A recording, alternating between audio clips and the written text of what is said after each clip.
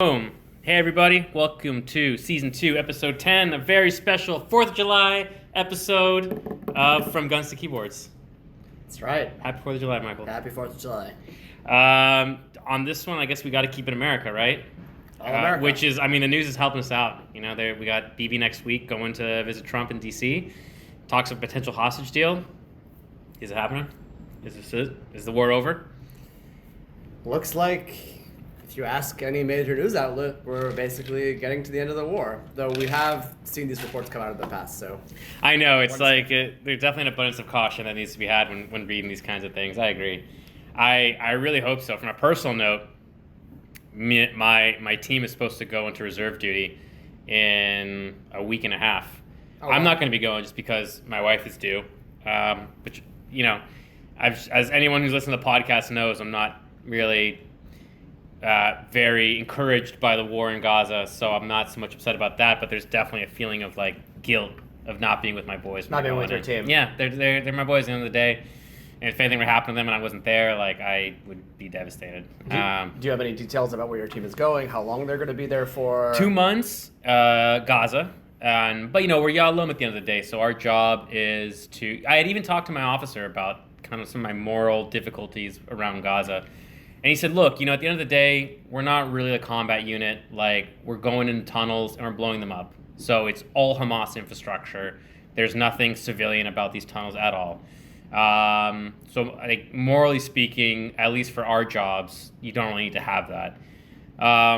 But, you know, and I hear what you're saying, and I definitely agree with that aspect of it, of, like, the day-to-day practicalities. But I don't know. I don't want my name signed on next to this, to be honest with you. Like, but again, it's a lot of conflicting emotions, like I said, because there's the personal aspect to it, which is these are guys I've known for 7 years. Longer than that, actually. 8 years. And These are guys you serve with in your regular service. my regular service, I've known them since they were 18 years old. You know, and I'm very close to a lot of them. And I love those guys very much. We've been through a lot together. And like I said, if anything happened to them and I wasn't there, I'd be devastated. So I'm definitely rooting for a ceasefire, because I would love to have that guilt go away, because then it wouldn't be happening, and everybody would just be sitting on base playing chess, and I could be laughing at them from the comfort of my own home, and that would be that. Yeah. Well, it looks like, like I said, if you ask any major news outlet, that a ceasefire, bringing it into the war, is inevitable. Like I said, these reports have been coming out since the war started, so who knows how much of this is just clickbait to get us to read an article, how much of this is real.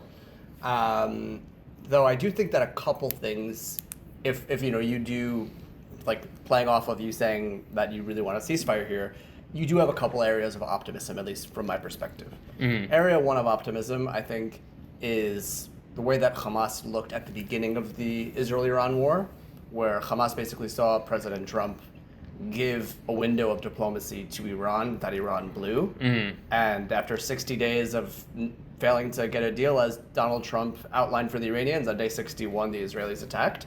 So I think that the residents of Gaza and the Hamas leadership are looking at this as a threat that ought to be taken seriously. And number two, I think also the Hamas leadership is looking at the way in which Donald Trump so successfully restrained the Israelis in counter-striking the Iranian violation of the ceasefire on the first day the ceasefire came into effect. And I think the Gazans are looking at this like, hey, like, unlike President Biden, who's just this old senile dude that we couldn't really trust to restrain the Israelis, if Donald Trump puts his word in that he's going to end this war, we can actually trust him to restrain the Israelis. That's a great point. We don't need to trust the Israelis. We can trust Donald Trump. And he's proven that when it gets tight, he can pull the leash on the Israelis and they'll listen. Yeah, Trump was claiming that when the Iranians violated the ceasefire, which Donald Trump basically called, like, you know, a shot onto the Israeli home front that might have even been an accident on the Iranian side. He was claiming that the Israelis sent 50 warplanes to Iran to just start going apeshit over the country. Is that true or not? Who knows if it was exactly 50, exactly less, but the Israelis were definitely looking to respond, 100%. Yeah. And that was not an easy bullet to bite for the Israelis, but because Donald Trump has that credibility and that standing in the Israeli public and the Israeli political leadership, he could have asked for anything. It wasn't like Biden that was like, yeah, like Israel should really end the war in Gaza, And the Israeli leadership But was like, Biden, okay. Biden seemed to be speaking out of both sides of his mouth a little bit when it came to the Israelis. On the one hand, it's like, stop doing what you're doing, but on the other hand, it's like, take us whatever weapons you need, And so the Israelis were getting kind of mixed messages there. And yeah, with Donald Trump, he kind of goes one way or the other. It's either we're fighting or we're not fighting. Yeah. I think that's a really astute point, actually. Because so that kind of does connect. Because that was going to be actually my next question: is how does the ceasefire connect to Iran? Is there more elements to it? Because it sounds from what the two examples you gave, you're basically saying like it's that Hamas is not even really bothering the Israelis anymore. They're just looking at Donald Trump. Like Donald Trump is ending the war. Yeah, it kind of reminds me a little bit of what Machiavelli said about love and fear. Is it better for a leader to be loved, or is it better for a leader to be feared? And Machiavelli said, it's better. It's best case scenario is both. You want to be both loved and feared, but if you have to choose, you're better off being feared than loved, because people love at their own convenience, but fear at the leader's convenience. And Donald Trump is a leader to be both loved and feared by many in the international community, and especially in the Middle East, who look at this guy and say, yeah, he means business. And I think that they saw what he did in Iran, and they're hoping that he can do the same thing in Gaza. A very famous Machiavelli quote from a very famous realist thinker. And we are seeing the fruits. Well, hopefully seeing the fruits of that labor. Hamas has made homages to Donald Trump before, previously with the release of Ed and Alexander. Do you think that had really any impact on his thinking? It's possible. It's possible. Though I think Trump, from his perspective, look, this is a guy who's claiming that he wants to be like a peacemaker, and like at the same time is celebrating in Washington right now with B-2 bombers flying over the White House, and in these grand celebrations reflecting. Are you talking about the military parade? Yeah, the military parade, and like basically reflecting his successes in Fordo. I think Trump at the end of the day is a media whore, right? If Trump sees an opportunity for getting media attention through Truth Social or through traditional media, whatever it might be, he's going to go for it. And in Iran, he saw his ability to get that attention really maximized itself at first through military action, and then later through a successful diplomatic move. And now in Gaza, I think he's looking at this as, making a deal in Gaza is his way of jumping forward from a media perspective and really getting that, solidifying that gain. But yeah, if the Gazans don't agree with it, I do think that we could expect to see some sort of similar reaction that Trump had with Iran. Well, what would that reaction look like, though? Because for Iran, it was there were very tangible military components to it. We need to bomb Fordo, we need to bomb Isfahan, and there's a third site, Nordau as well, that we need to bomb with B-2 bombers and ordnance-penetrating equipment. But what could the U.S. do to Hamas that Israel hasn't done already? Yeah, I think you make a really good point that we've kind of destroyed all the targets in Gaza that we can reasonably destroy. Even the Israeli Defense Forces has come to the Knesset and spoken with lawmakers and said, hey, like, we currently control militarily 75% of the Gaza Strip. Yeah. The remaining 25% is where the 2 million plus Gazans are living in these, disparate, makeshift housing and tent situations. This is the farthest that we can take military pressure in this war. So I think that you're 100% right. There really isn't that much left from a military perspective that can be done.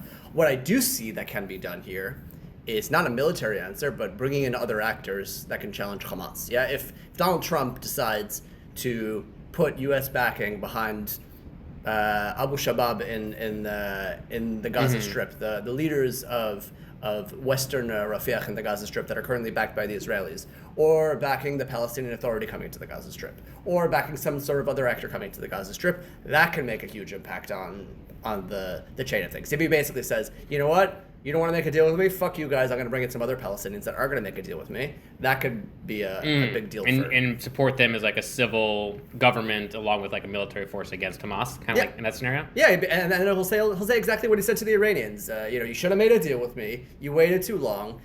You don't have, like, what was the thing that he said to Zelensky when Zelensky came to the White House? You have no cards. Like, you are not the strong player here. Right. Donald Trump does not like favoring the weak side. He looks at it as like he's doing you a favor by like giving. Yeah, he expects a thank you. Right. I think that's probably why Hamas kind of. I think they see him that way as well, and that's probably what motivated them to release Ed and Alexander, of saying like, hey, listen, we want to, pay homage to you, and we understand that compared to you, we're the weaker player. Yeah. And I wonder if that, as you say, it did have an impact. It's anybody's guess. Do you think that the Israelis would have anything to say about that, though? Let's say Donald Trump decides to support Abu Shabaab or, the PA going into Gaza. Do you think the Israelis have anything to say about that? So I think there's like the behind closed doors opinion and the outwards opinion. Outwards is Israel has a very tough time with its current governing coalition to support any political alternative to Gaza because it has leadership that just does not support any opinion other than Israeli control of the Gaza Strip, whether it's Ben Gvir or Smotrich or others, and that's a very problematic opinion on the Gaza Strip. Behind closed doors, for sure, I think that everybody agrees that some sort of political alternative to Hamas is going to be better than Hamas. Should it be clans in the Gaza Strip? Should it be Shabab? Should it be somebody else? Everybody has their own opinion about who it should be. But one thing is for sure, all of those options are both equally bad and equally better than Hamas. And it's just a question of whether Israel have the balls to do it. What I will say, though, is that when you and I had this conversation 2 years ago when the war first started, Israel was at the beginning of an election cycle, meaning Israel was just 1 year after an election, or less than 1 year after an election, when October 7th broke out, and Bibi was truly restrained by its coalition partners. But elections, to the best of my knowledge, are going to happen one way or another sometime within the next year, roughly. Yeah. Bibi, if he wants to, could basically say, hey, I'm calling for elections right now, ride the wave of his success from the Iran attack, fire Ben Gvir and Smotrich, lead a transition government until the elections start, and he won't have to worry about these radical coalition partners that are not allowing him to make a deal. Right. He can do that. Yeah. Hold on one second. Yeah, no, I think that's true. And I think, do you think that would be a smart move? Like, I mean, it's because why doesn't he do that then? Because that's it. Hearing you say it, I haven't really thought this through, but like, first reaction is like, that actually makes a lot of sense. It opens up a lot of doors for him. Yeah. So why doesn't he do that? No, I think he might do that. I think he's looking for the right avenue to approach that. Look, it also wouldn't be unprecedented. I think not too long ago, Ben Gvir left the coalition briefly over his protest of Israeli diplomatic action, whether it was through allowing aid in Gaza and coming to that temporary ceasefire deal, or also coming to a ceasefire in Lebanon, which Ben Gvir was opposed to. So this wouldn't be unprecedented when it comes to him dealing with his radical coalition partners. But yeah, I think that it's something that's very likely to happen. If I look at Bibi from a political perspective, and you see how the mandate map has changed since Iran has been humiliated in this recent war with the Israelis, the recent polling suggests that Bibi is going to be strengthened significantly in an upcoming election, but at the expense of other right-wing parties. Right, yeah. Meaning that he's still not forecasted to win the upcoming election. He's just going to get mandates from other Israelis that were going to vote anyway for the right-wing bloc. What Bibi has to do now politically in order to expand his voting base is to take away votes from the center. And to do that, he needs to make a move on Gaza. He needs to make a ceasefire. He needs to make a move on, exactly. And Bibi, at the end of the day, like, if you want to understand Bibi's political decision-making, you just have to look at how he views the polling data. And how he views the polling data, I think now, is he realizes that he's going into an election cycle one way or another within the next year. And he has to make a move on Gaza. That actually also explains a lot why, too. I believe it was yesterday, actually. He was photographed and visiting Nir Oz. Right. Finally, the first time in almost 2 years. He went to that kibbutz. And he even met with the mother of one of the hostages, who had been one of his fiercest critics. There's a video of them hugging, and then her hugging Sarah Netanyahu as well. Yeah. What you're saying kind of puts a lot of those pieces together. Yeah, that he was looking to make a move to the center. And expand towards the center. Yeah, because I was surprised to see that, first of all, how welcoming she was to him, and the fact that she was embracing him. So, because there was a lot of protesters at Nir Oz. I mean, if you watch, they actually had to go through a side entrance to avoid the main entrance, where there were supposedly dozens of protesters, denouncing him. But even on the way in, you watch any of the videos and people are calling him a, murderer and shame on you and things like that. It's very un-Bibi-like to put himself in a situation where he's facing people who are on camera calling him all these names. You're 100% right that is not a Bibi-like situation at all. But I think Bibi, on the one hand, realizes that he doesn't have a choice. Yeah. I think he also smells blood in the center of the political map where multiple politicians have recently left Benny Gantz's I saw that. party. Can you expand on that a little bit? Yeah, so you have Gadi Eisenkot, which is one of the most popular politicians in the Israeli center political scene, from Benny Gantz's party, leaving Benny Gantz's party. Why did he do that? So there's all sorts of interpretations. Benny Gantz has his own version. Gadi Eisenkot has his own version. One of the popular explanations, it's not necessarily the right one, is that Gadi Eisenkot had enough with being statesman-like. Benny Gantz's whole approach was let's be statesmen, let's present this alternative to Bibi, and Gadi Eisenkot seemed to have had enough with that. I don't blame him. And Meir Kahana also left. Matan Kahana also left Benny Gantz's party, who's also a very popular politician in the center. So it's not entirely clear how Benny Gantz is going to come ahead in this next election. He even is trying a political rebranding. He changed his party name from Machaneh Mamlachti, meaning the statesman camp, to Kahol Lavan, blue and white, his old party name, to try to re-attract votes. But I think Bibi smells blood. I think Bibi sees that the center is not operating as a functioning opposition. The only real strong opposition to him is coming from Yesh Atid and from the Democrats Party, which... Yeah, I was going to bring that up a bit as well with the Democrats. I've been seeing their names more and more in the headlines lately. Right. And I think from his perspective, he doesn't really care too much about them because there's nobody that's going to, maybe vote for Yair Golan or maybe vote for Bibi. Right. These are people that are too always far on the left to vote for Bibi. Right. So I think Bibi's looking at it as a way to let's squeeze out some of these mandates from Benny Gantz and bring them over to his camp.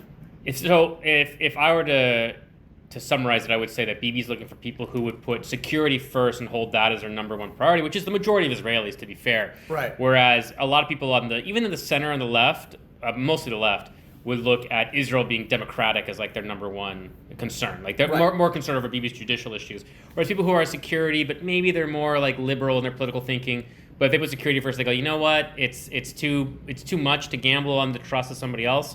I'd much rather just see Netanyahu win, know that the nation's going to be secure because only he has the cojones to attack Iran. And also one of the interesting things as well, one of the craziest things I saw is that it seemed like Trump really wanted to have a nice little ending to Gay Pride Month by paying all these beautiful love letters to Bibi saying that the courts need to stop with the sham of prosecuting him. Trump very much involving himself in Israel's judicial process. Do you accept the conspiracy that there's a backdoor deal going on between Bibi and Trump where Bibi is getting offered Trump backing to end his trial, and in exchange, Bibi will end the war in Gaza? That is my first time hearing that, so I have no opinion on it. Do you believe a conspiracy? I don't know if... So, my opinion, I have a tough time believing that there's some, cigar backroom conspiracy talk of, hey, I'll come out on Truth Social and support you, but in exchange, end the war in Gaza. I have a tough time seeing, that conversation happening. What I do see very likely is Trump, from his perspective, being I just went through the same thing in my trial in New York. That was my thought. I know what it feels like to be in Bibi's perspective. If I want to get Bibi's credibility, or to gain Bibi's credibility to basically end the war in Gaza, this is my way of getting him on board. So I don't know if it's a real backdoor deal as much as it is a unilateral move from Trump to try to convince Bibi. To be honest too, I honestly think that Trump also likes and respects Bibi. Yeah. I think that he sees him as a strong leader. I think that overall Trump has a favorable opinion of Israel.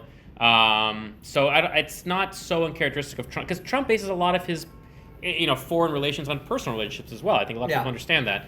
He very much likes Putin. He likes Putin as a person. But I love that you bring up Putin because why does he like Putin and why does he like Bibi? I think Trump loves winners. Yeah. He can't stand losers. It doesn't morality doesn't really matter to him. He really just doesn't do well with losers. It doesn't work for him in front of the media. It doesn't work for him for his image. He does't like it. He wants to surround himself with winners. Yeah, and if you see the comments that Trump made about Bibi right after October 7th, Trump made after October 7th, Trump made comments along the lines of, Bibi really dropped the ball. Bashiva October, he really screwed that one up. He got mad at Bibi for those mistakes that were made. You failed. You failed, right? You weren't the strong leader that you were supposed to be.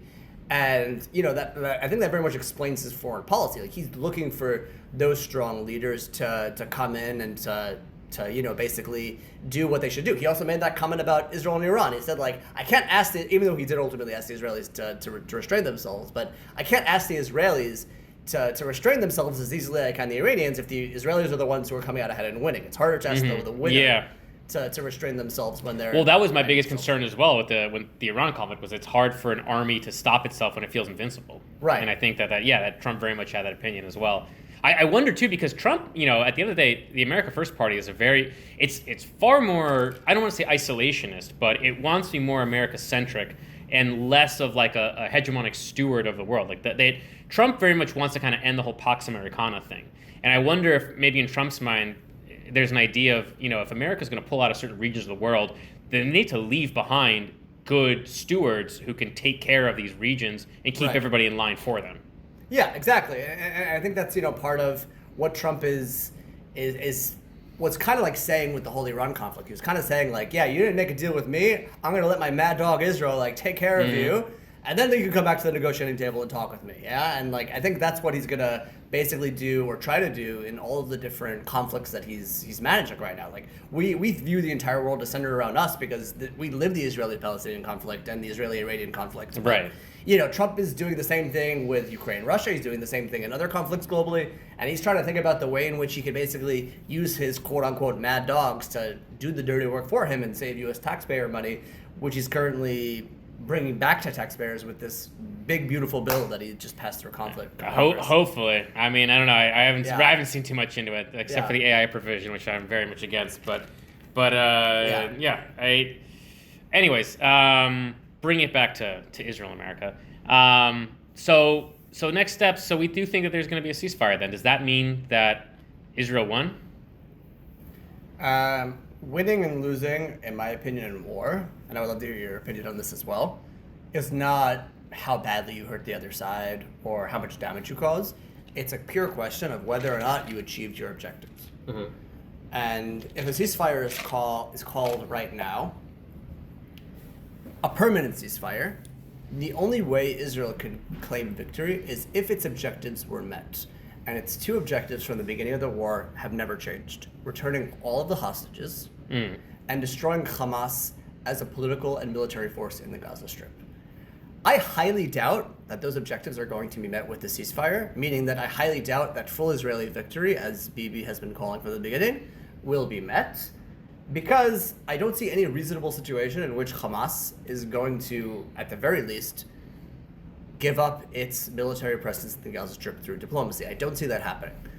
What I do see is more likely is Hamas agreeing to some sort of symbolic measure to allow Bibi to pass this through the Knesset, maybe giving up certain types of weapons or something just to make it feel a little bit easier for the Israeli public, without actually making a real change in the Gaza Strip. The Hamas will continue to run the show in the Gaza Strip, and we'll just have to live with that. Yeah, from what I see as well, to speak on your symbolism, the symbolic sort of giving up of arms is going to be that a lot of the Hamas leaders in Qatar, so Khalid Mashal and some of these other ones, and their bodyguards are going to do some kind of public ceremony where they hand over their weapons, but that Hamas in Gaza is going to be Hamas in Gaza still. Right. And Hamas in Gaza also, by the way, does seem to be anticipating a ceasefire as well. They've sent recently the head of Abu Shabab, an ultimatum telling him he has 10 days to surrender himself and come in for trial and prosecution, or else was basically the subtext of that. So it seems like Hamas is very much reconsolidating its grip on Gaza. Or it could just be, could be more hot air, but a lot of people are reading into it as Hamas anticipating a ceasefire where they'll be able to re-strengthen their control over the Gaza Strip and resume operations there. So, yeah, to be honest with you, I totally agree. I think it's going to be, I hope that at the very least we get the remaining hostages back, and at least that objective is complete.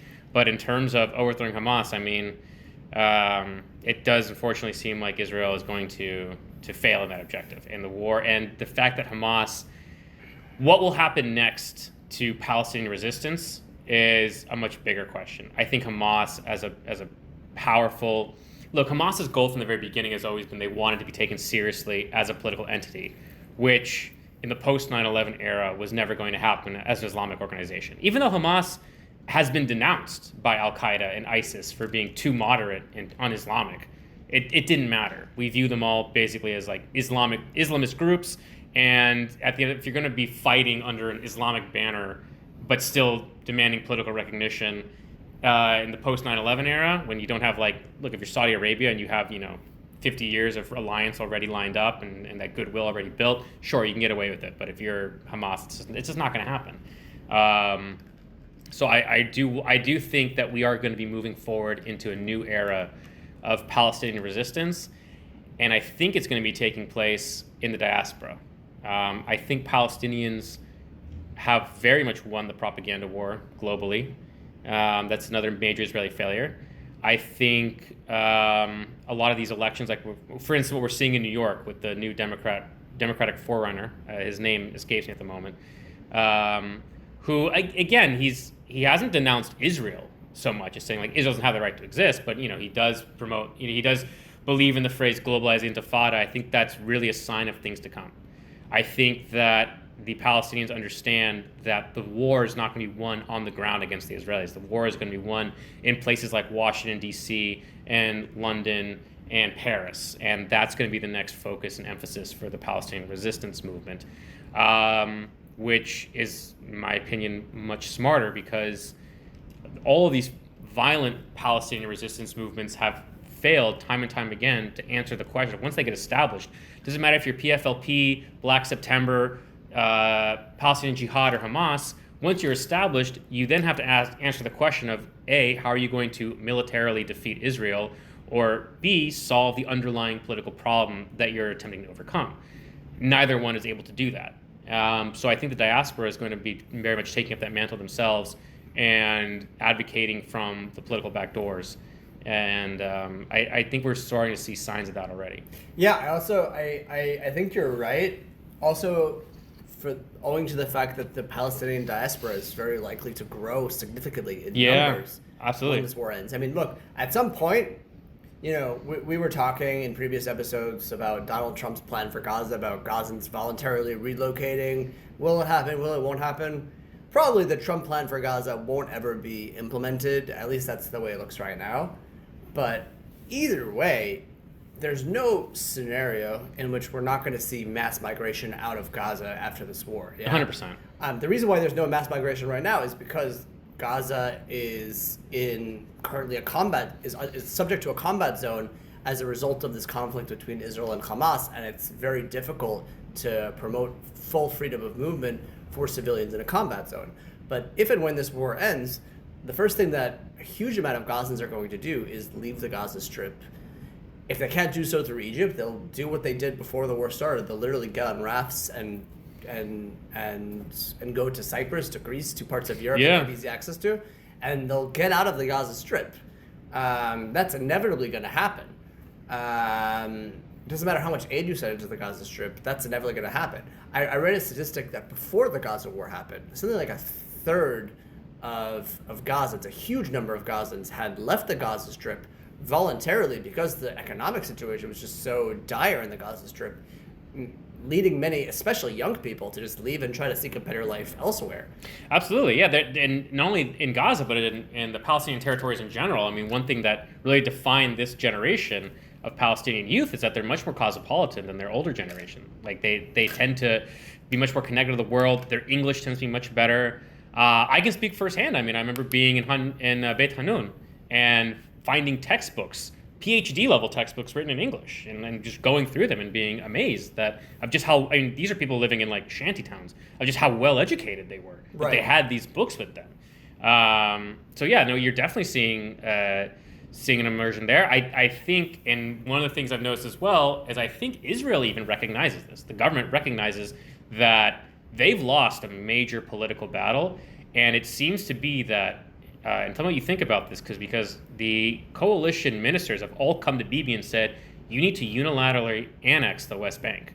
Like we need to end the question of Palestine now, because if we wait, politically they're going to get stronger and stronger, and the world's going to keep turning against us. We need to end this question of it ever really existing and just declare Israel and move forward from there. Yeah. Well, basically what these coalition members are saying in their own way is let's also end the question of Israeli democracy, because there's no way you can annex the West Bank right without destroying Israeli democracy. Turning into an all the way. apartheid state. Right, because these Israeli right-wing coalition members, in any scenario, are not looking to give citizenship to the hundreds of thousands, millions. Yeah, I mean, there's a debate over how many Palestinians live in the West Bank, but I think the numbers somewhere between 4 and 5 million. I think is the. Yeah, I mean, it's complicated, right? Because it's like, do you look at the West Bank and Gaza, West Bank, Gaza, and East Jerusalem? Like a lot of these demographic figures. When I say 4 and 5, I'm just talking about West Bank. I'm not including the 2 million in Gaza. Yeah, so there's numbers that are higher up to 4 or 5 million. There are numbers that I commonly see like come to an average of like 3 million, and there are those who are really confident that there's not that many Palestinians in the West Bank, and these are typically right-wing Israelis that don't necessarily have that much global credibility, who say the number is closer to like 1.5 million. Right? Some of the early Zionists who claimed that the land of Palestine was pretty empty when they first started immigrating. Right. So like whether it's 1.5 million, 2.5 million, 3 million, or closer to 4 or 5 million, we're still talking about hundreds of thousands or above a million. At least a couple million. At least a couple million in any reasonable scenario. Yeah. Meaning in any reasonable scenario, there's no way in which Israel is going to give citizenship to these Palestinians, or at least these coalition members who are calling to annex the West Bank are interested in giving citizenship to these Palestinians, meaning that they're outwardly interested in turning Israel into a non-democratic country that will rule over a population that doesn't have voting rights.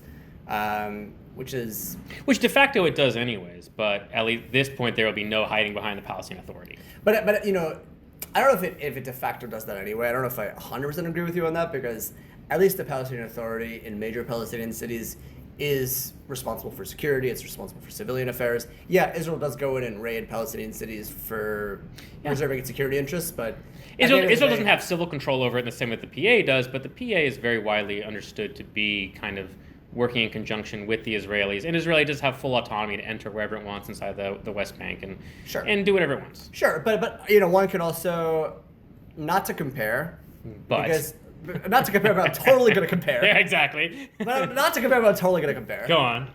But you know, Israel has active operations probably in almost every country in the Middle East, stretching from the Palestinian territories through Iran and back. I mean, Israel literally set up a fucking Mossad base of operations, launching attack drones inside of Iran during this recent conflict. So no, I'm okay.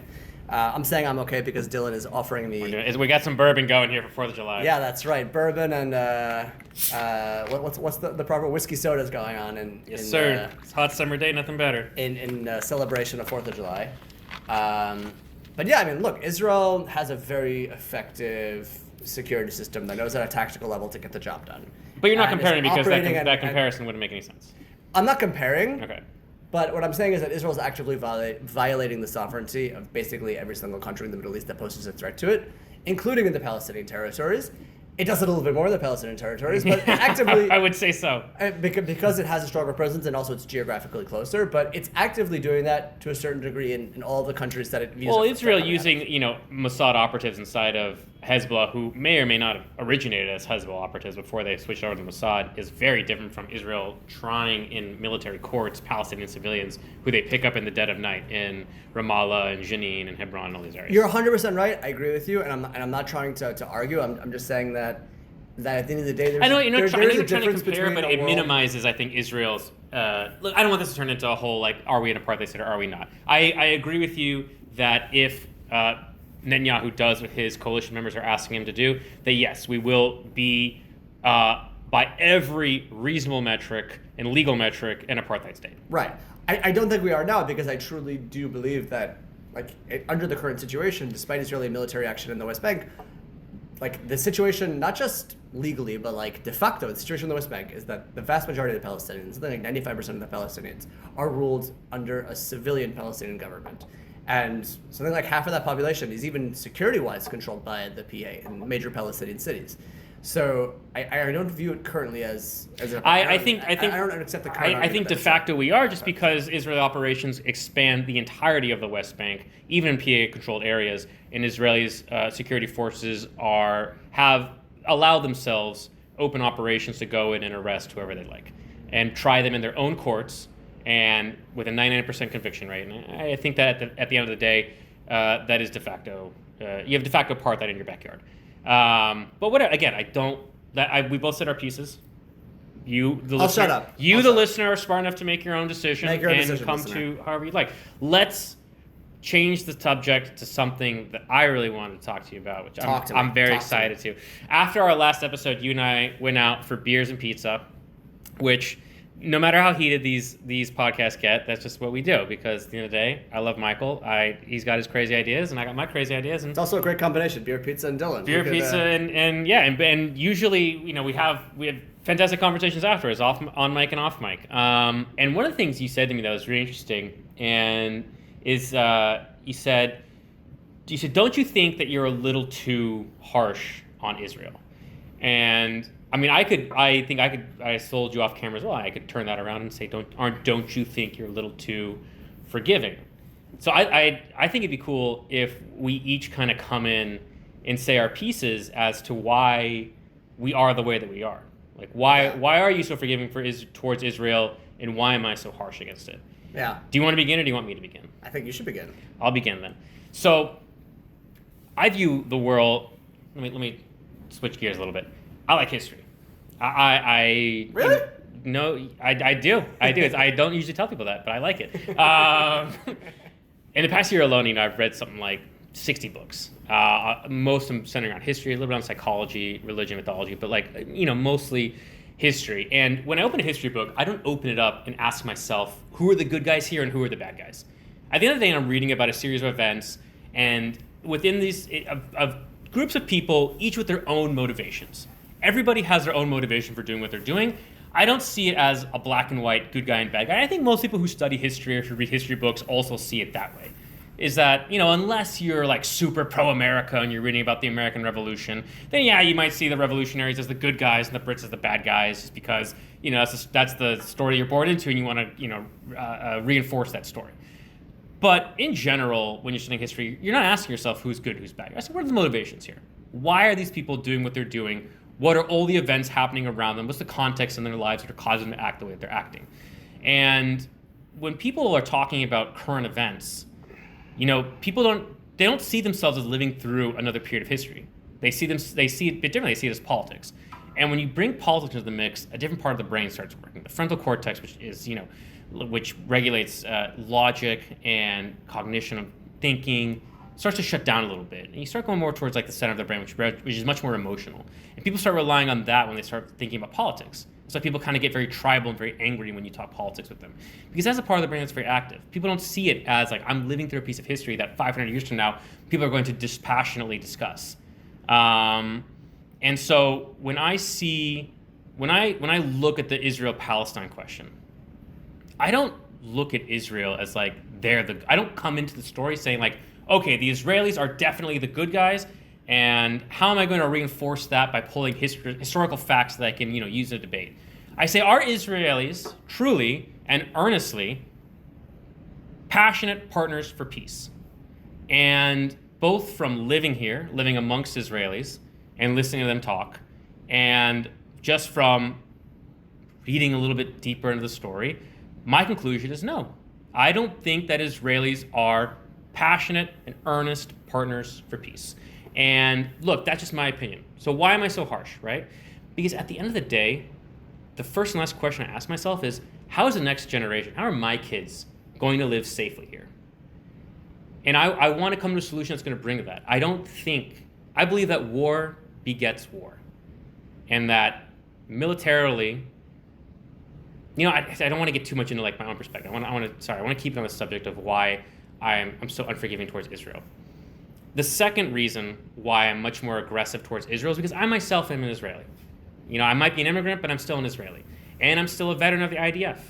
And so I feel like my words carry a little bit of weight there. And not only that, but, I live in this society. I understand this culture. I understand its political system. I understand its history much better than I understand the Palestinian side. So for me, it's much more, it makes more sense, I think, number one. And I feel more confident being able to criticize Israel because I understand it much better. I understand the intricacies much more than I do Hamas. Like, only recently did I really learn that Hamas is not just one unified coalition, but it's really like several different departments that kind of all sit under the banner of Hamas. I didn't know that until recently. But Israel, I can pontificate for hours on the various political parties and their history and the ideologies that really formed them and who the major players are and this and that. And I can tell you what I agree with and what I don't agree with there. Hamas, I really can't do that. And I feel that as an Israeli, as an American, and as a Jew, I have a responsibility to call out when I see behavior that is counterproductive and that is stupid or that is just plain evil.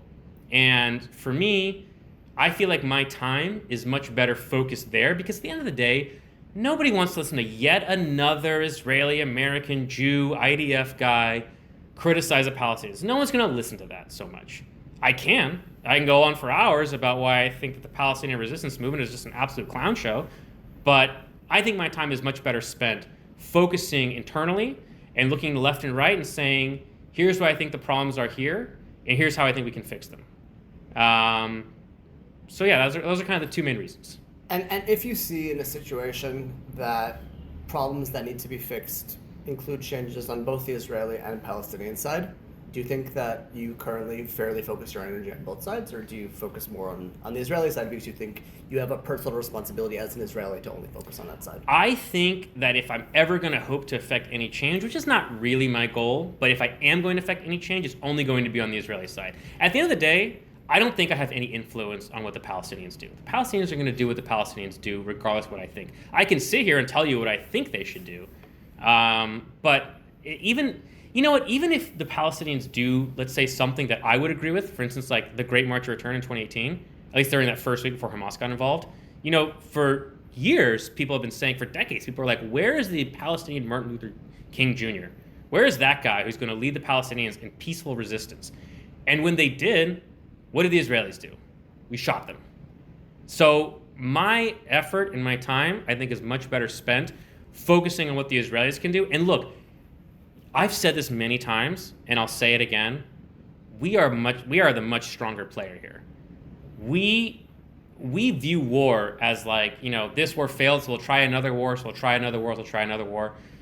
Where I think the perspective should be, look, let's try peace, and let's try it again, and try it again, and try it again. And if it fails, okay, we can always go back to the killing. We're the much stronger player here. We can always determine when and where a war should take place if we want to. But we don't. We focus almost exclusively on the violence. And so can I sit here and say, here's what I think the Israelis and Palestinians should do? Yeah, I think I'm arrogant enough that I could probably tell you what I think both sides should do. But at the end of the day, me as someone whose identity and whose family is here in Israel, I think my time is much better spent with the Israelis. I don't know if I agree with that statement that we focus exclusively on the violence. I think that definitely in recent years, especially after October 7th, that was the focus. Can I hear actually your side of things first, yeah, and then sure. we can debate and tear each other apart? For sure. But you know, let's put a pin in that for now, because I don't know if it's fair to say that we exclusively focus on the violence. But no, I'm not saying we exclusively focus on the violence. I'm saying that for us, war is something, you know, at the end of the day, Israel has a military policy called, you know, mowing the grass, right? This is not, like I said, it's a deshe.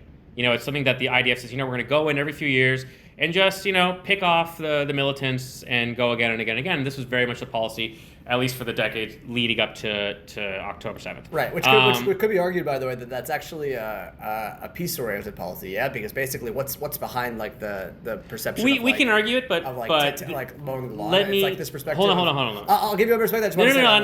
No. I'm talking. I'm just kidding. But let me finish it. I really, because I do want to hear your side. I want to keep the conversation here. I want to hear your side. Let me just explain what I mean, okay? When I say exclusively focus on violence, because I understand you having an objection to that. I know a lot of Israelis have an objection to that, and I don't want to sound like I'm being polemic.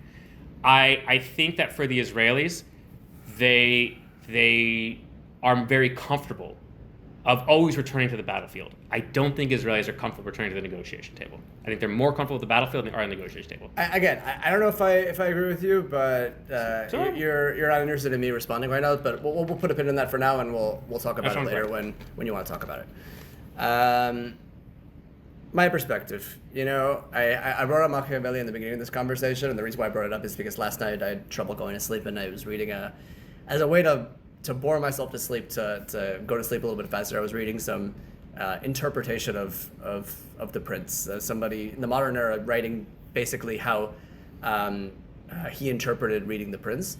And one of the interpretations that I read last night was basically that Machiavelli is unfairly characterized as being too Machiavellian, right? Basically, like Machiavelli is basically viewed in modern terms as this evil man that, Yeah, the name is synonymous with evil. right. He's basically associated as like the prince should do whatever is necessary to achieve power, and these are the evil things that he should do to do that. When that's not what he was saying at all. What he was saying is that this is just like objectively what happens. He wasn't saying this is what a prince should do because that's right, morally right. He was just kind of explaining from his perspective the way he saw politics being carried out. And he was basically saying, like, in his own way, if one were to want to achieve power in the quickest way possible, this is a way to do that. But he wasn't necessarily condoning that from Can I add a little bit of historical context because it's super Please. cool. Machiavelli lived at a time where it was around the Westphalian era where you started to see truly nations evolving. For the first time, England was united, and there was talk of a united kingdom between Scotland, England, and Ireland. France was becoming its own independent power. Spain and the Habsburgs were spreading all over Europe. And Machiavelli lived in the Italian city-states, which were basically the at his time at least, the modern equivalent of like a Greek polis. There was no unity there, and Machiavelli was saying, we need someone who can unite the Italian city-states into a real country, a real power, if we have any hope of not being overrun by these Western European powers that are probably coming for us. So he very much looked at it in terms of like practicality, like we have to do this, and in order for like a prince to make that happen, here's the guidebook I'm laying out for him to make sure that we can unite Italy, because it's a unite or die type situation. Right, and add to that also, like at the time when he was writing and I know you didn't ask me about Machiavelli, but like I think it is important to give the context of some of the stuff I'm talking about, because I actually do identify with a lot of what he was writing. He came from a time where like morality was a very black and white question that came from the Bible, right? It was a very black and white question of, these are the things that, based on the moral teachings of Christianity that a prince ought to do and ought to not to do. And he kind of brought in this approach that very much founded political science as a field, where he basically said, putting aside what a country ought to do in terms of, what God prescribes for him, let's first talk about just, what is practically in the prince's interest. Not only that, but like at the end of the day, any result was interpreted to be the will of God. Right. So if a pope could be an absolute monster, but if he's successful in war, then clearly God has blessed him. And so Machiavelli was actually trying to make it a little bit more secular and saying, listen, we don't have to just pray to God and hope things can happen. We can also act as human beings, and our ability to use ration and logic and political science, as you were saying, that is the ability to reason that God gave us. Right. We can use that to our own advantage. We can use that to our own advantage. And that brings me precisely to the Israeli-Palestinian conflict, where I can look at the Israeli-Palestinian conflict from a lot of different perspectives. I don't think I have a perspective that's by definition like always giving Israel a hall pass and letting it do whatever it wants. Like I really do look at it from a perspective of, kind of like Machiavelli, but not in a Machiavellian way, right? Like if I am Machiavelli and I'm like thinking about from the Israeli perspective, what's good? What are the objective tasks that I need to carry out in order to achieve power in the Middle East and to protect my citizens? Not because I'm an evil person, but just because I understand the way things work. And Machiavelli didn't always talk about, an approach that was based around, mass violence, or an approach that was necessarily based around carrying out evil things. He talked about, for different scenarios, what was the best or optimal course of action for the prince to carry out. And I think that, while I wouldn't necessarily like draw like a straight line one for one, like every single thing that Machiavelli said was right, that's not what I'm saying. I'm saying as like an approach or like a philosophy of how leaders ought to operate, we need to look at the situation that we have in front of us and see, with the cards that we were dealt, what's our best course of action. In some cases, diplomacy is the best course of action. In some cases, Israel was and is wrong for not using the diplomatic approach in order to achieve some sort of aim. You could also say the same thing about the opposite, that Israel made significant mistakes by not using military force as a way to achieve very specific objectives also throughout its many years of existence. I think that from our perspective, from the Israeli side, we just have to look at the tools at our disposal, the main tools at Israel's disposal, as is the main tools of any country that has a national security policy, is diplomacy, economic measures, and military force. That's really all we have. There's a couple So other far, things that by we the can way, add to it. I want to just interject and just say we are in total agreement. We are in agreement, yeah. Yeah. And we have to look at, from our perspective, with those three main tools at our disposal, diplomacy, economics, and military force, what is the way in which I can use one or more of these tools to maximize my utility and minimize my cost? Mm-hmm. Utility could be economic growth, utility could be the safety of my civilians, utility could be my international standing and international recognition. My cost could be the lives of soldiers, the lives of civilians. My cost could be fiscal spend. My cost could be all sorts of other things, international reputation. What are the ways in which I can maximize my benefit and minimize my cost? I don't think Israel always made the right decisions. I don't think I come in as like this, like Noah Tishby, like pro-Israel, like wave the flag kind of thing. What I do believe, though, is that as an Israeli, I do have an obligation to always think for the Israelis about what is the best ways that Israel can achieve that utility with the cards that it was dealt. And I also I don't have any issue alongside that same train of thought, continuing and analyzing how our enemies ought to behave in these different situations, how we ought to respond to our enemies. And I do believe that just like I, as an Israeli, put that train of responsibility on the Israeli government, I also believe that our enemies should take that same responsibility upon themselves and carry out what is best for them. And yeah, when I see that our enemies are carrying out specific actions that are to the benefit of their leadership but to the detriment of their people, as we see very clearly in the Iran example, then yeah, I very much criticize our enemies. I don't see any issue, for example, as a non-Iranian citizen coming and criticizing the Iranian government for what they're doing. I don't see any issue in doing that.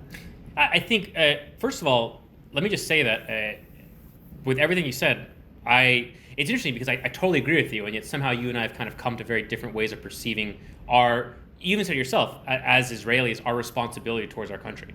To be honest, I don't see anything wrong with criticizing the Iranian government. That's what you want to do.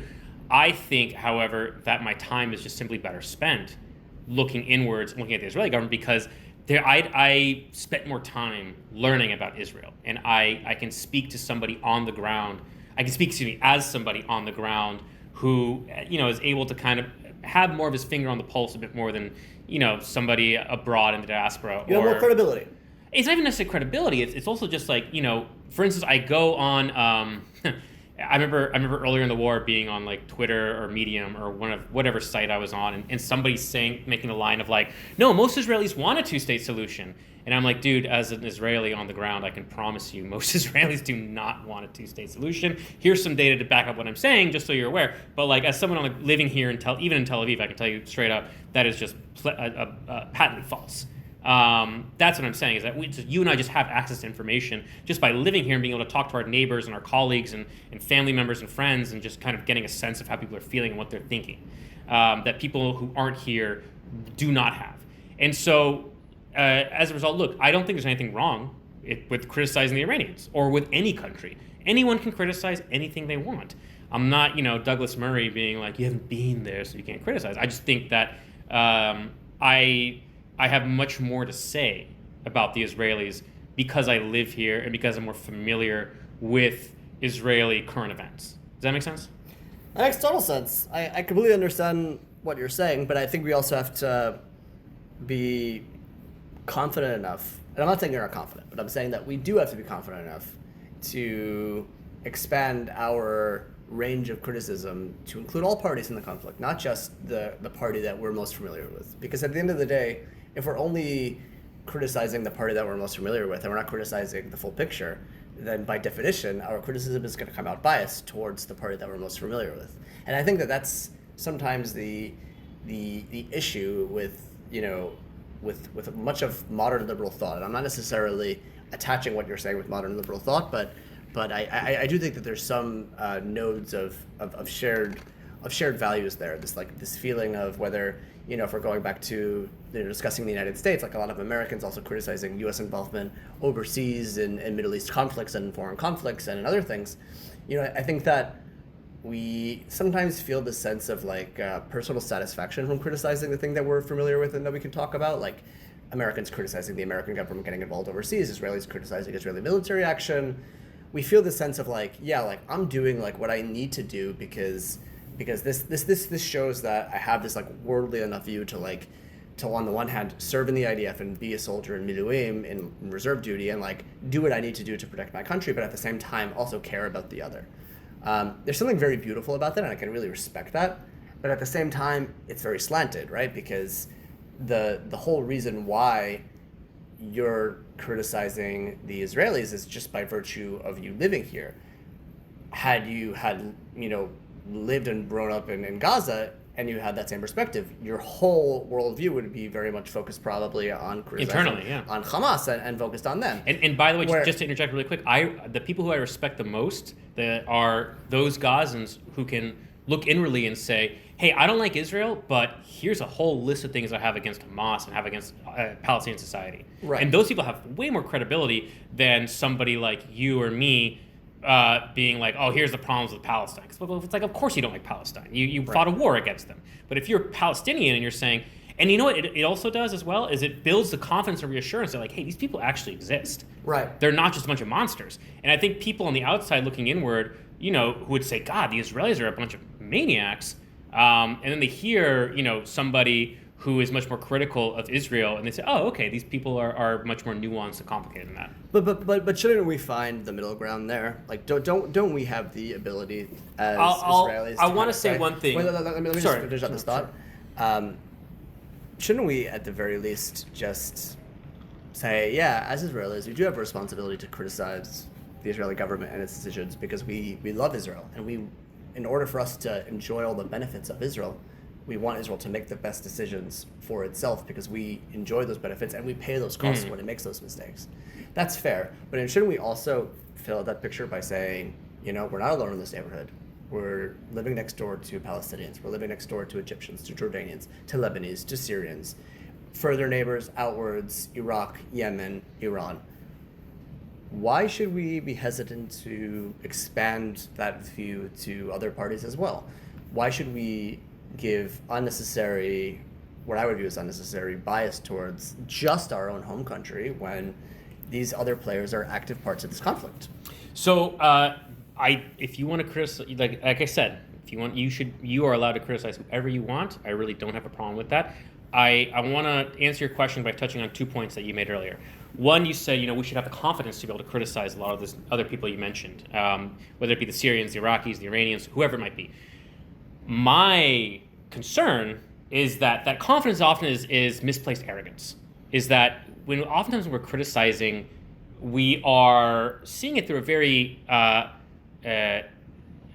very biased lens, and that we really haven't done the necessary work to actually go in and understand these places. And if you really want to go in, like, if you have the ability, if you feel like you can understand a place well enough to pick it apart a little bit, then by all means, I think that then you are much more credible in my eyes of being able to criticize it. I forget what it's called, but there's that learning curve where when you know nothing about a subject, you feel like you know a lot. Or it's like, I'll give you a better example. I can read a couple books, let's say on a single subject, and then feel like I am so smart about that subject and I can pontificate for hours about that particular subject.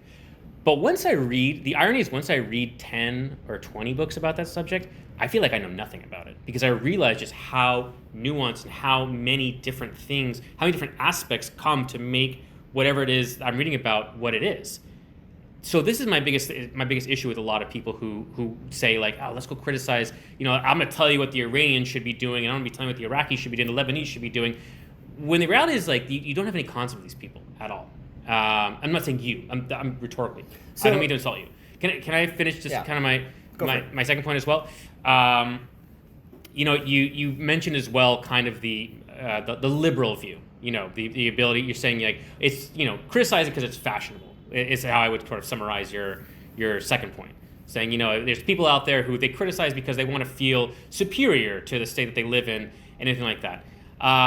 I can understand why a lot of people would feel that way because I know a lot of times when you criticize a country or you criticize anything and somebody believes in it, it feels like a personal attack. And it's this whole idea of like, oh, what, you think you're better than me? Or, you think you're better than this? Like, you could do better?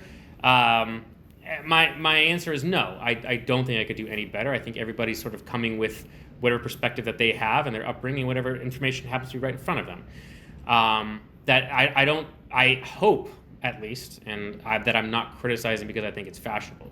Also, I would like to point out that Americans criticizing U.S. involvement in the Middle East is much easier to do in the United States because you have a critical mass of people who think that way. Versus in Israel, if you're going to criticize the war, it's much more difficult. You are not going to make a lot of friends in Israel if you're going to criticize the war in Gaza. Most people don't want to hear it. And again, I'm not doing it. At least I'll speak to myself personally. I don't feel as if I'm doing it to be fashionable. For me, I've come forward with what I think to be the practical solution for Israel, one that makes more sense to me than what we're doing right now, because I am concerned about Israel's long-term future. One of the things I talked about is that the loss of the reputational capital that Israel's had throughout the world. I do think that is going to come back and bite us, and it's going to bite us in a very bad way. And I'm concerned. I'm concerned about the longevity of, if you believe in Israel as a long-term venture, which I do. I want this state to be around long after I'm dead. The question I'm asking is, what's the best way to ensure that happens? Yeah, I think that's a really fair question to ask. I don't know if you and I are necessarily saying different things here. Yeah. That's the funny thing. We're not. We just, both of us have kind of come to a different conclusion about what our responsibility is. Yeah, I think we have kind of like a concept-conception distinction going on, where like we both conceptually agree about the situation, but we conceive it in something of a different way.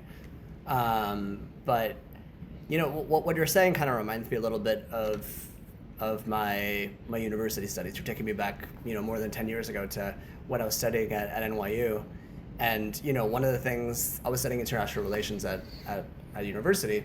And one of the things that every international relations student criticizes most about their studies when they first start learning about IR is the grand theories explaining the international relations between states, right? Every IR student learns that there's this realist vision of the world, there's a liberal vision of the world, and there's also a constructivist vision of the world, and there's all sorts of different theories to explain how states and other international actors function on the international scene.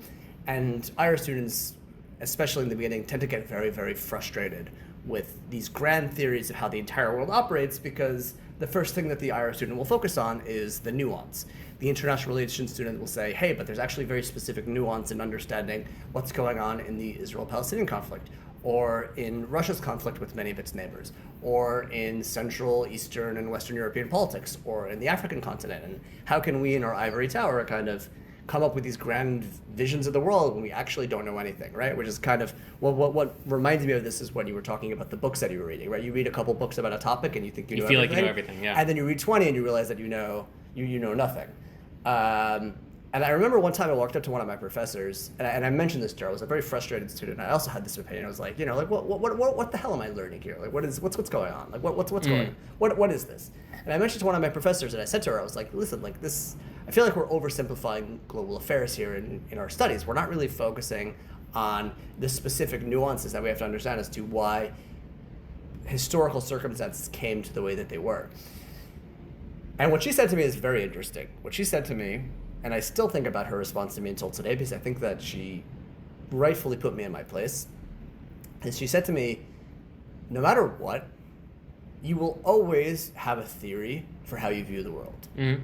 Even without outwardly saying that you're a realist or a liberal or a constructivist or whatever, even without outwardly choosing a specific school of thought, humans are incapable of absorbing an unlimited amount of information and coming to a conclusion about the facts before them. Even if you say, I have to first learn everything that I can about a subject in order to make an opinion, and therefore I can't make an opinion, you're still going to make some sort of de facto opinion about a subject, because that's just the way humans operate.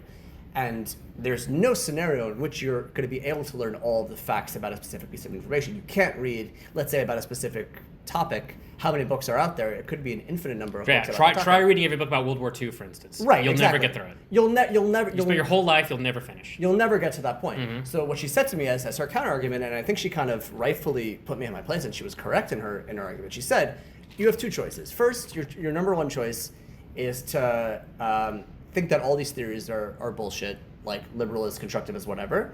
Um, and then basically what you're doing is you're developing your own school of thought, your Michael school of thought for viewing the world, and you don't know how to properly explain it. Because you're just like, you're still viewing the world based on the limited information that you have, but you haven't actually fleshed out what are the underpinning characteristics of that school of thought. The other way of going about it is by looking at what other people use to simplify and understand the world, and try to see if that makes sense, and try to see if that actually is an effective way of dissecting global politics and global affairs.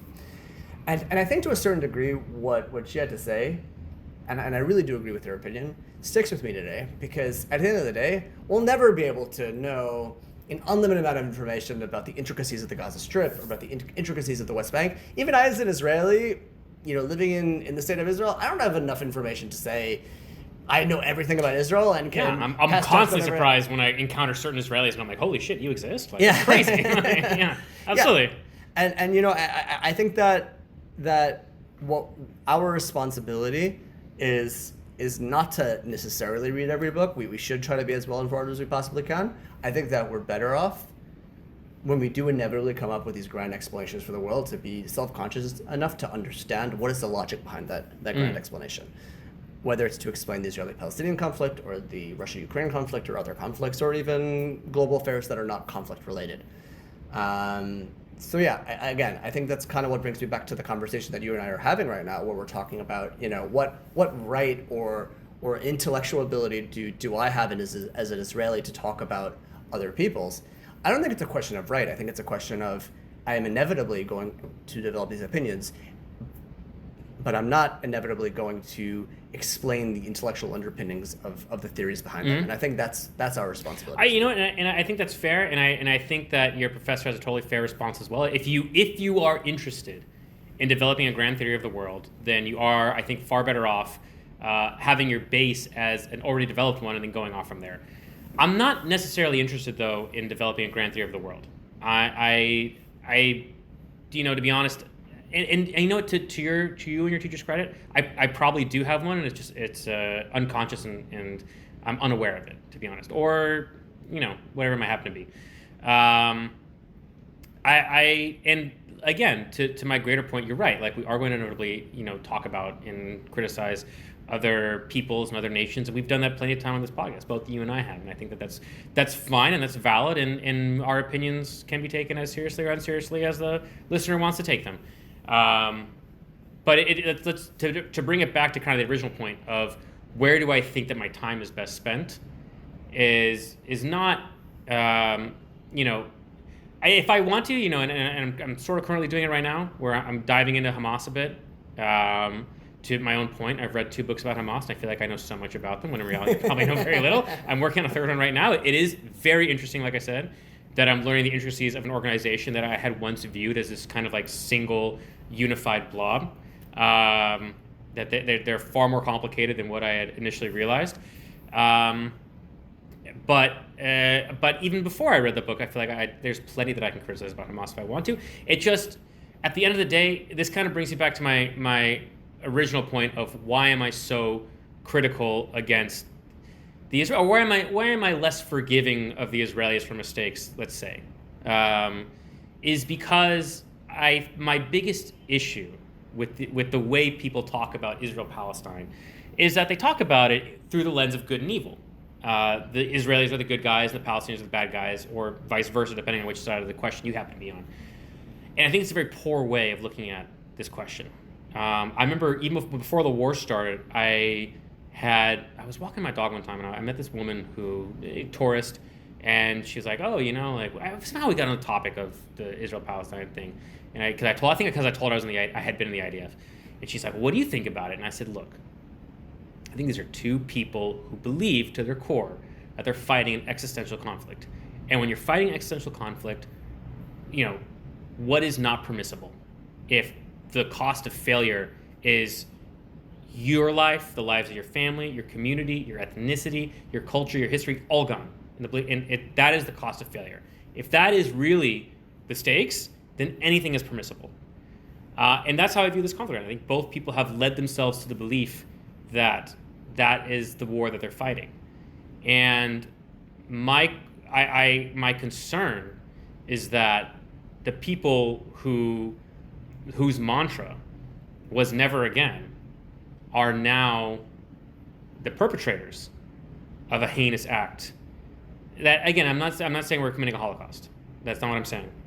But that we are committing a horrible atrocity in Gaza as a result of this mentality. And I'm saying I wish there were more people who wanted to hit the brakes and say, wait a minute, like, what are our alternatives? Is there no other alternative besides this? Because the way I see this going is that even if Israel does survive, that it's lost all moral high ground that it might have had for existence. Because at the end of the day, Israel existed as, and maybe this is something that, like, maybe it's something my own arrogance or you want to call it feel good or whatever you want to call it, but that I believe that Israel was formed with the intent of being a light unto the nations, being an example of a shining democracy in the Middle East, that Zion was really supposed to be truly the promised land. And that at the end of the day, if we're stooping as low as we have in the name of survival, that we've really lost the plot. Well, it's interesting you say stooping as low as we have, because the implication is we're stooping to the Palestinian level, if I understand you correctly. I mean, you can call it that if you want. You can compare it to any atrocity that's been compared. You can compare it to Darfur, or Uganda, or the Balkans, wherever you want. That we're at the lowest of humanity at this point, committing horror. You can compare it to the Americans if you want. It is July 4th. I apologize, Americans. It should only be good things today. But I do have to bring up the American West. And the worst of humanity, the worst of those impulses. And that we as Jews are supposed to be more intellectual than that. We're supposed to be a little bit smarter. At the end of the day, Jews claim to be God's chosen people, the people who are supposed to bring about the Messiah and bring about the goodness of humanity. And what right do we have to say, hey, this state is ours, this land is ours, we are the inheritors of this state, if this is what we're going to bring about in the world? And my other big concern, I know you have a very realist perspective of the world and of international relationships, and I, to be honest, I deeply respect it, because it is so practical and pragmatic and logical, and there's a lot of sense, and there's a lot of examples you can point to in history of where realist thinking was the only choice. My concern is that we live in a post-World War II era, and like it or not, people throughout the world view the world through a more idealistic lens, a more liberal lens, you might say. They may not necessarily act like it, but they view it in that sort of way. And my question is the world really going to tolerate a rogue state like Israel that goes off and does these sorts of things? Or are they going to view it as a major pariah on humanity? Yeah. That is my concern. My ultimate goal at the end of the day is what's best for Israel, not what makes Dillon feel good. Yeah. Because trust me, like when it comes to feelings, you mentioned to me a while ago, like Moshe Dayan being a bit of a flip-flopper, because I had mentioned to you he made a speech at Nir Oz, of all places, actually, after the maiming and death of a young lieutenant at the hands of several Gazan Fedayeen fighters. And he had said basically, like, look, we as Israelis need to come into this clear-eyed, that if it were us and our lands have been taken by somebody else, we would fight tooth and nail. They would have to kill every single one of us before we stop fighting. That is who we're up against, and that's what we'd be ready for to fight. And you mentioned, well, look, he's a bit of a flip-flopper, sometimes he was very militant, other times he was very peaceful. I think I did a little bit more reading, so obviously I know everything about Moshe, to my further point. No, but my takeaway from the little bit that I did read is that I actually identify a lot with this guy, because I also have the same dilemma, if I'm being completely honest, where I also have we talked about last time, isn't war an emotional thing? It's like, yes, of course, war is extremely emotional. I've definitely felt the worst of human impulses when it comes to the Palestinians and the Iranians and all these people, but when I'm here and when I'm with you in this room, I feel like, okay, the adult Dillon needs to be here.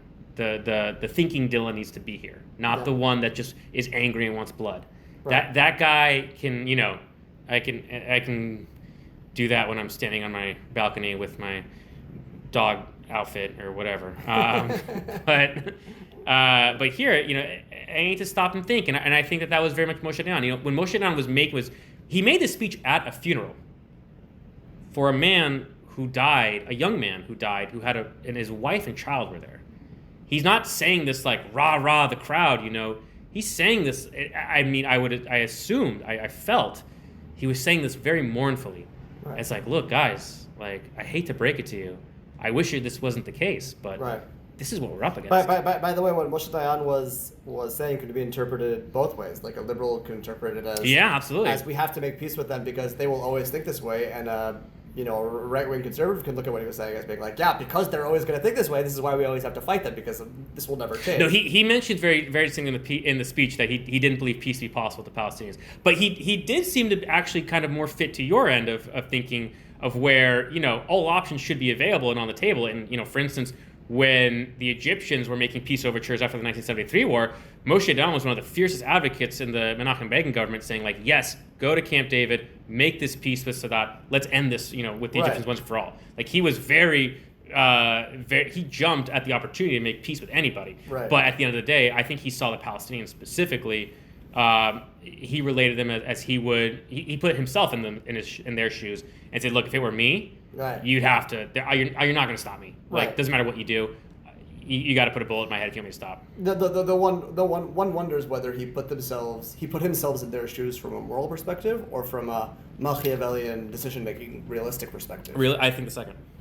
Yeah, and that would make more sense because you also look at his desire for peace with the Egyptians. Moshe Dayan made much of his career before being the one to promote peace with Egypt as being the one who's actively supporting Israeli settlement in the Sinai Peninsula and saying, under no circumstances should we give back Sinai to Egypt. That was his talking point for years.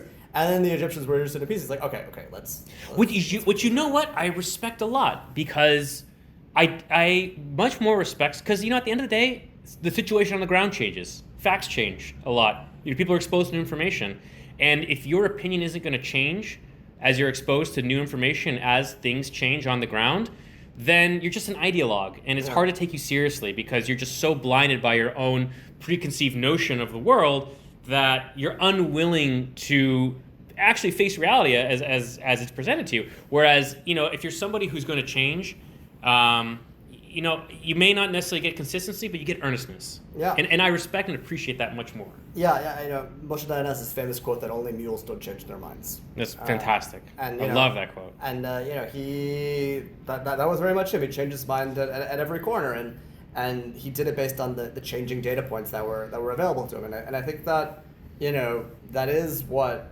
any good leader should do, because fundamentally, diplomacy in and of itself, and war in and of itself, and economic measures in and of themselves are not an end. They're just means. Yeah. And we have to ask ourselves, are those means achieving a better life for Michael and Dillon and for the remaining 10 million Israelis living in this beautiful country? Or are they weakening us? And I think I can look back on Israeli history from 48 to the present, and I can see many examples where Israel rightfully and wrongfully used all of these different measures to its benefit and to its demise. And we have to ask these same questions about Gaza. It's not, from my perspective, and it's not because I'm this cold, Machiavellian, disattached from humanity, read of the situation. It's just genuinely, we have to look at the cards that we've been dealt in Gaza and the changing situation in Gaza. We have to ask ourselves, how can we best achieve a future for our country, for our children and our grandchildren, and going down for future generations and generations? If it's through diplomacy, then let's go to Camp David with full force and sign that deal. If it's through military force, then let's go back to reserve duty and do what we gotta do. It doesn't really matter what the means are. What's most important is what means are best suited to achieve the specific ends that we need to achieve at a certain point. Mm-hmm. So I guess that kind of brings me to the bigger question, which I mean, first of all, agree, absolutely. So then your take on Gaza, since we're kind of moving towards the end, do you think that the war was handled correctly? I think that the war, from a military perspective, was handled as best as the military could handle it. But this is not a war that can be solved through military means. The military has a role to play. The military basically facilitates the conditions for the end of the war. But the final nail in the coffin can't come from the IDF. The final nail in the coffin has to come through, as you and I have discussed many times in our previous episodes, through a political solution. Now, if it was up to me, I would not include Hamas in those negotiations. I do believe that diplomacy is the answer to this solution. but I don't think diplomacy with Hamas is the answer to the solution. We've already spoken about different actors that may or may not be interested in playing a role in taking over Gaza at some point. Those are the avenues that we should be going for. It's not this binary choice between endless war or negotiations with Hamas. There is a middle ground where we bring in other players to the decision-making table and make a deal with them. That's what I think should be done here. It's not to say that Israel made a bad decision by going to war with Hamas. That was necessary to facilitate the conditions for a deal. But if we get to the end of this war and we don't make a deal, then it would truly all be for naught. Because the next conflict is just going to inevitably happen. Yeah, I mean, look, my take is that, I hear what you're saying, and I agree with you a lot.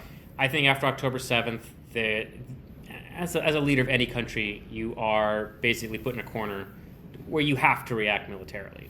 The IDF going in was simply an inevitability. There's no leader who couldn't make that choice. You simply had to have it happen. And I understand the Israeli urge and desire for revenge.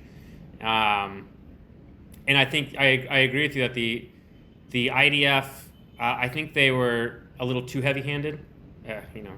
Maybe little is not the right word. They were quite heavy-handed in Gaza in their approach to targeting militants and the way that they chose to use heavy bombers in civilian areas rather than more precision, boots on the ground type situation, even though it would certainly lead to the deaths of more soldiers. I'm very aware of that cost. But I think that at the end of the day, it was a political failure. And you're right, because this is not something that can be solved by the IDF, no matter how you try to, no matter who you use. If you use heavy bombers or boots on the ground or tanks or whatever your method of operation is, you're not going to solve this war via kinetic means. You need a political solution as well. And the politicians failed us. They failed us in every way.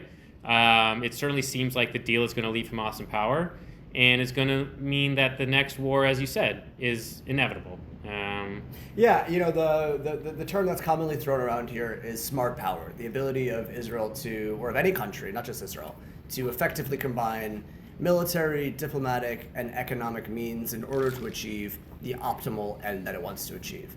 Israel successfully used smart power on Iran to achieve a diplomatic, economic, and military win over the Iranians.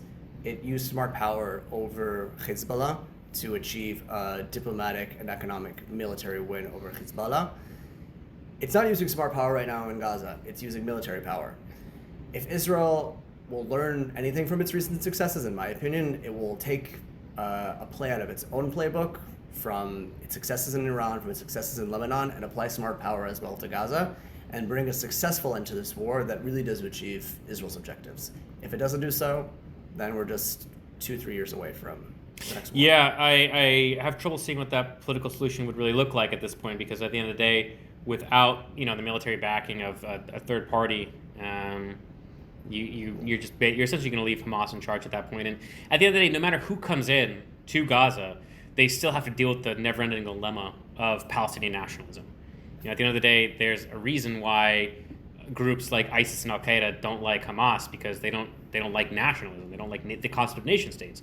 But for Palestinians, that is the central guiding light of their resistance is Palestinian nationalism. And so whoever comes in has to deal with that. Unless it's an internal group that can manage it, I just don't see it being really much of a possibility. I actually don't disagree with you. I think that what you're saying is you're basically saying that there's high utility in that choice, but low probability in realizing that choice. And I think your analysis is accurate, but that's the only play that we got here. We got to try it. The problem is that we haven't seriously tried this play. Yeah, no, actually, to be honest, I totally agree.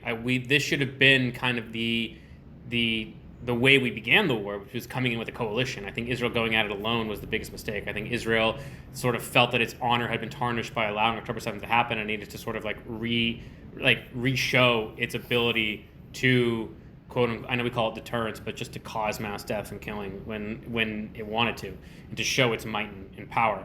And rather than doing the smart play, which would have been a coalition movement, which would have at least had a functioning civil government in Gaza for the meantime, while a political solution could be found. Yeah, and look, and I don't necessarily disagree with you. I also think that there's some benefit to using, shall we call it, excessive military force, because we see that in recent months, many players in the Middle East who by nature are bullies, at least in my opinion, are looking at Israel's actions in Iran, in Lebanon, and in other countries, and are saying, yeah, I think we're just like gonna stay out of it and not get involved with these crazy Jews. Like, this doesn't sound like this is gonna end good for us. So I do think that there's some cases where, just from not putting like morality and revenge and emotions aside, like I really don't care about that stuff. I'm just talking pure Machiavellian, realism. Sometimes using over excessive military force does contain significant potential to provide utility for the state of Israel, if we know how to use that in a smart way with diplomacy and economic. Well, because here's the biggest issue that I have with like Machiavellian as the prince, and with this sort of example is that Machiavellian, he was very concerned with the immediate results of creating a nation state in Italy.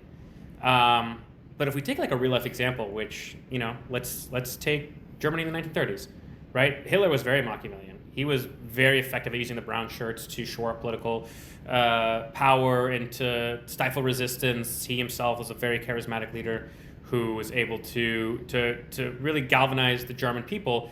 And in the short term, he created an extremely powerful German state. In the long term, that certainly didn't work out for Germany. Yeah. And that is my biggest concern right now, is that in the short term, our heavy-handed approaches to Iran, it was a definite win in the short term. I mean, at least from my perspective, it was. How that translates into future affairs, because a report just came out recently, which suggests that the attacks really set the Iranian nuclear program back 2 years. And we sort of see the downstream effects of what's happening right now, is that Iran is leaving the IAEA, they're leaving the NPT. They really seem more motivated than ever to build a nuclear weapon. And I do wonder, not only that, but just the diplomatic costs of what happened, of Americans sort of really seeing firsthand and just so blatantly in front of their eyes of Israel dragging America into a military altercation, granted a very small one, but the fact that many Americans viewed it in that perspective as more Americans being galvanized against the special relationship between the United States and Israel, and saying that this is not a benefit to the United States. I do believe that there are some very dangerous long-term effects that could be a result of this, as you mentioned, very powerful and attack against the Iranians. Yeah. Potentially. Exactly right. Potentially, like at the end of the day, I could be eating my socks in the next couple of years. I hope so. Well, you never know. We'll have to check in with what Trump puts on Truth Social, because that tends to be the best source of modern. Oh my god, it's hilarious. Modern news, yeah. And news and entertainment, I would say, just the two combined. Let's see, where are we at in terms of time? I think we're. Oh wow, we are way over on this one. All right, well. It was a very special 4th of July episode. That's right. This is great, dude. This is probably, I think we agreed more than in any other episode. Like, that's the funny part, is that really, like, our differences are very small. Yeah. Even smaller than I realized, to be honest. I feel like, you know what I think? I'm going to be completely honest with this, is that I think you and I take what it seems like there's such a gulf between us because we both kind of inflame the other one a little bit. And we both just kind of like build against each other, and it feels like we're very far apart. When in reality, I think you and I are a lot closer in opinion than I realize. I think it's just how we present it. Yeah. That might just kind of like annoy the other one a little bit. Yeah. Maybe we'll work on that future episodes, or maybe not. The argument's also fun, Well, in the spirit of American independence and coming together and beautiful. Yeah. Very well said. Yes. Happy 4th of July, everybody. Happy 4th of July.